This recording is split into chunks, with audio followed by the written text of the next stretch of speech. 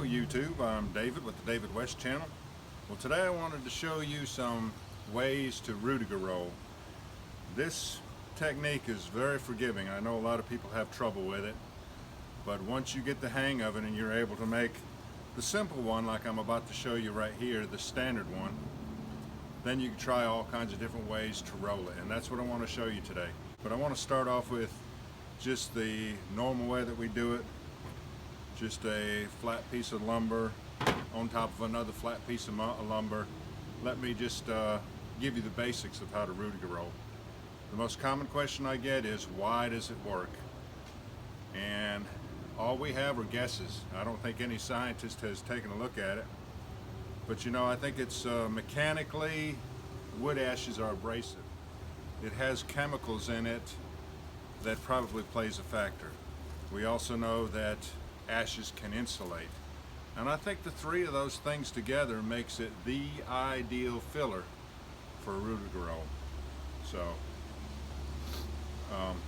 let me give you a close-up and I'll show you the standard, easy to do Rudiger cotton and ashes Rudiger roll. It is possible to get the wrong cotton balls. You should always get 100% cotton balls.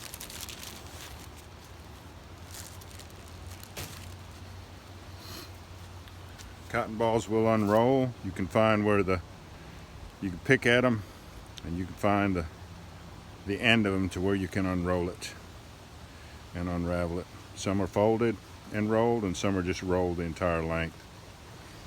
Now this is so small I'll use this entire one, but some of those cotton balls are going to be about twice as long, and that's when I take and tear them in half. I usually use just a half a cotton ball for most things that I do. There'll be one thing I show you today that's going to need a whole cotton ball for. These are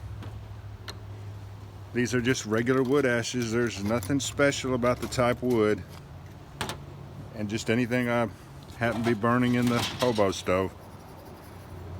And these are a lot darker than what I usually use. You'll want just the white ash from the ashes. I think these are so much darker because I used fat wood to start my fire, a lot of fat wood. And you know, all that soot that comes off of fat wood when it's burning, I think that's why these are as dark as they are. But I've already tried these ashes and they are just as reactive as the lighter color ones that I use all the time. So you want some, if you don't already have ashes on your board, you see I have ashes on my top board. You want a little bit of ash on the bottom board and a little bit of ash on the entire length of cotton. Roll it up as tightly as you can with your fingers. Give it some forward strokes with your hand to further tighten it up.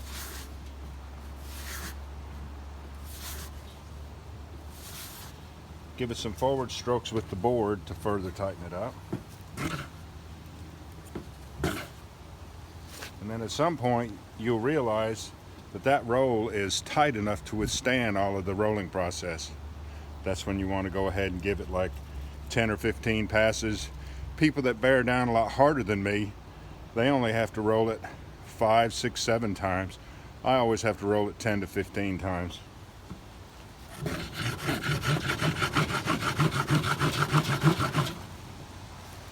Now you're going to look at it. If it's not smoking quickly, go back and roll it some more.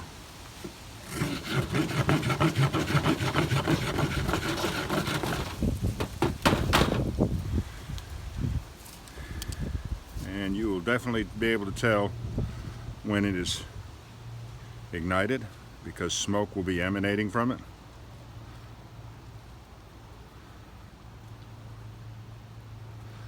That's another reason I only use a half a cotton ball, because you don't have to roll it as much to get ignition.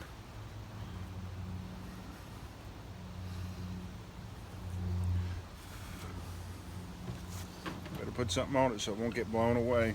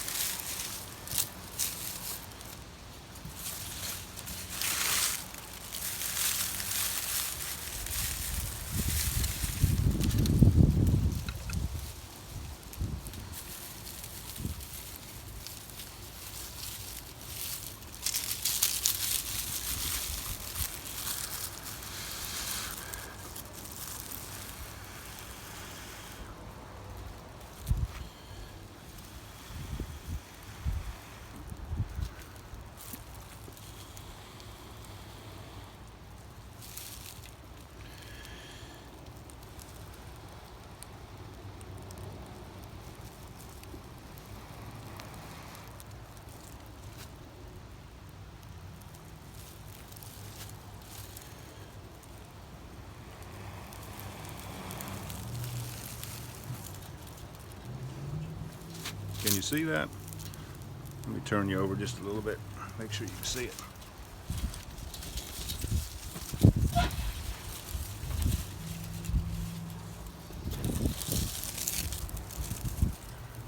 So that is the standard. Make sure you can see that. Yeah. So that's the standard. Just using a store-bought board, top and bottom board. All right, I also wanted to show you that you can roll it with a round top board.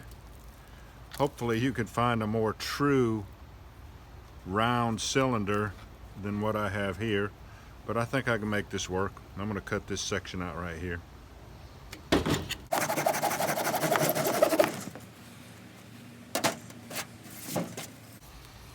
All right.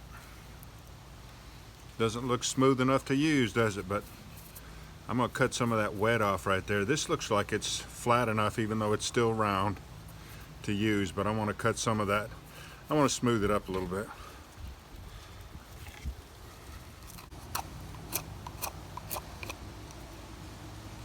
All right.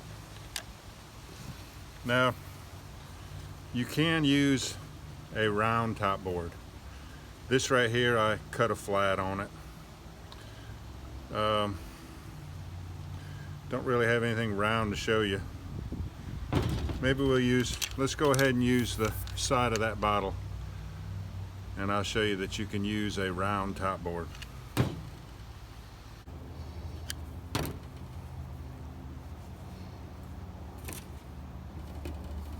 That's better. You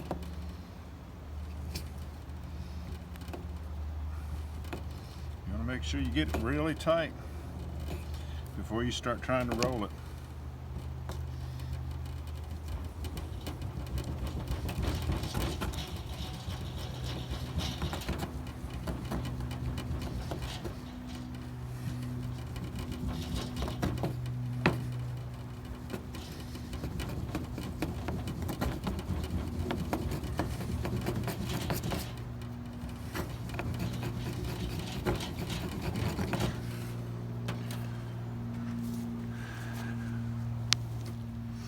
So you can use a round surface for your top board if that's what you want to call it. Now I don't have my leaves over here. Hold on.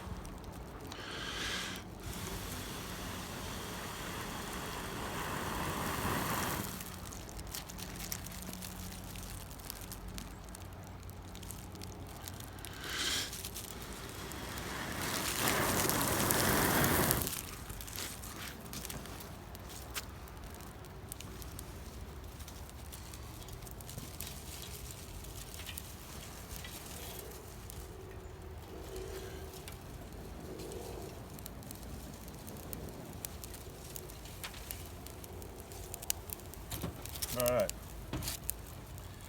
Now let's go ahead and use the flat that I cut on the bottom of this piece of wood.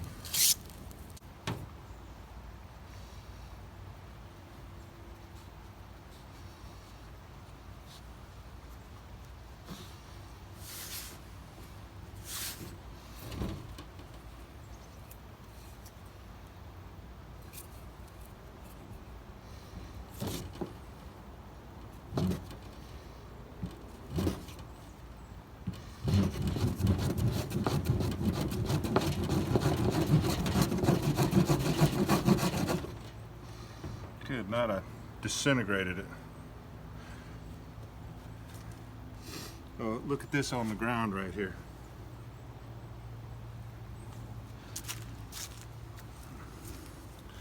I almost made it disintegrate, but I do want to catch it on this other one too.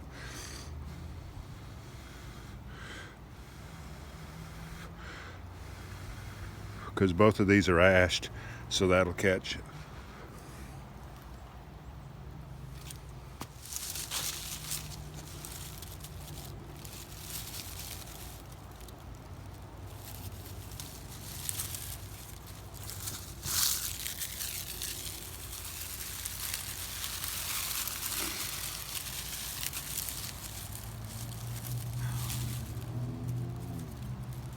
Back down in there with the other one.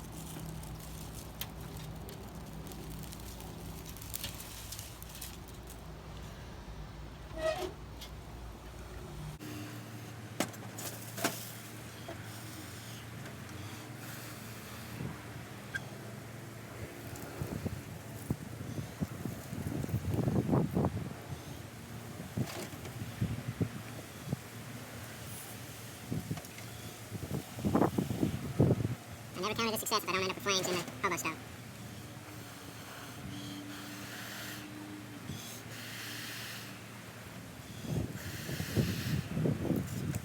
Let's let the wind blow in on it. Let's see if that'll start it for us.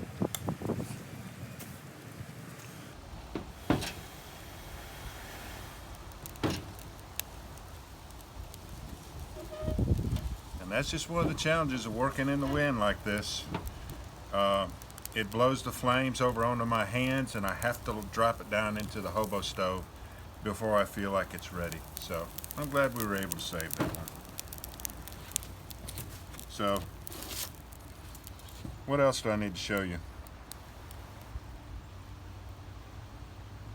Let's go ahead and see.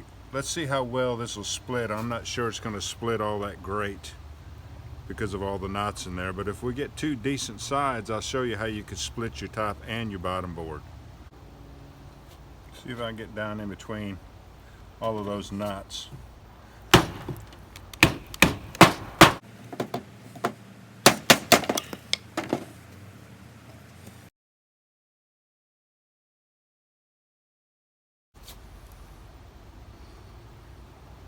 Let me see if I can shape these up, and we'll see if we can fire roll on this. Use this as a top and bottom fireboard. Alright. I think I'll use this for a top board and this for the bottom board. And I'm just going to seat it down into the ground. I find a good spot on the ground here. Push this bottom board down in the ground. And that's all you need for a top and bottom board. I am going to cut this off though right here. Alright. I think that'll work right there.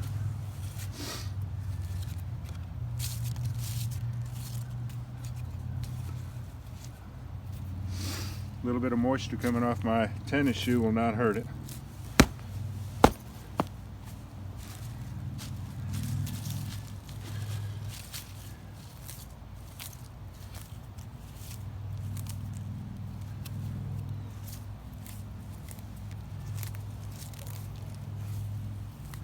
This will be a first for me, so we'll try this out together.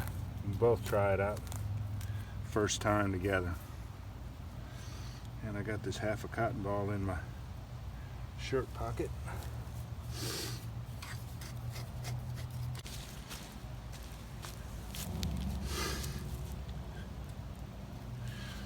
All right, here's my second try.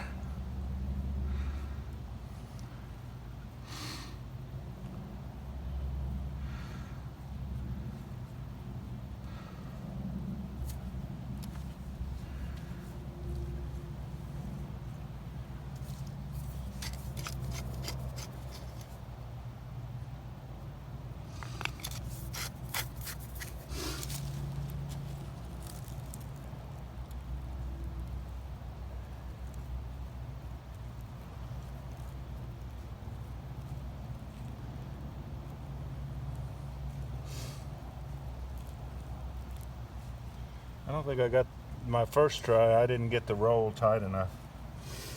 It's a good bit tighter now this time.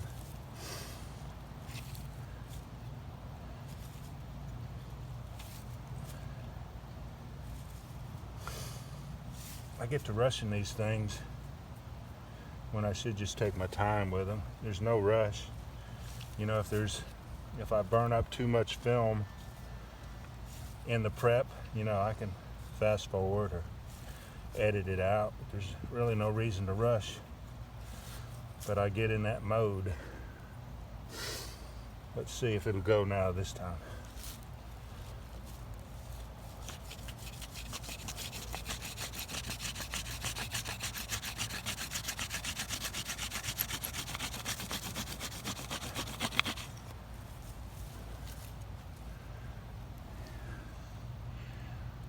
Yeah, I think it's ignited.